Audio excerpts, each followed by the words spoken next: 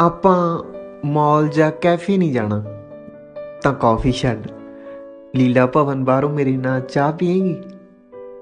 ਤੈਨੂੰ ਜ਼ਿੰਮੇਵਾਰੀ ਨਾਲ ਰੋਡ ਪਾਰ ਕਰਾਊਂ ਤੇ ਗੱਲਾਂ ਨਾਲ ਸਾਰਾ ਦਿਲ ਹੌਲਾ ਕਰ ਲੈਣਾ। ਪਟਿਆਲਾ ਸ਼ਾਹੀ ਸੂਟ ਦੀ ਥਾਵੇਂ ਲਾਹੌਰੀ ਗੇਟੋਂ ਤੇਰੇ ਫਿੱਕੇ ਰੰਗ ਲਈ ਗੂੜੀ ਸੂਤੀ ਚੁੰਨੀ ਖਰੀਦੂੰ। ਇੱਕ ਠੀਕ ਠਾਕ ਪਟਿਆਲਾ ਜੁੱਤੀ ਜਾਂ ਕਿਲ੍ਹਾ ਚੌਂਕ ਕਿਸੇ ਹੱਟ ਤੋਂ ਝੁਮਕੇ ਲੈ ਕੇ ਸਾਰ ਲਈ। YPS ਗੇੜੀ ਦੀ ਥਾਂ ਤੁਰ ਕੇ ਸ਼ੀਸ਼ ਮਹਿਲ ਗੇੜਾ ਕੱਢਾਂਗੇ।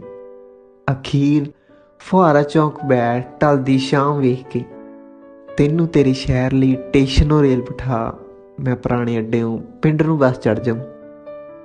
ਤੇ ਰਹਿੰਦੇ ਚਾਹ ਫੇਰ ਪੂਰੇ ਕਰਾਂਗੇ ਜੇ ਕਰਨੇ ਦੀਆਂ ਦਿਹਾੜੀਆਂ ਲੱਗੀ ਗਈਆਂ। ਚੰਗਾ।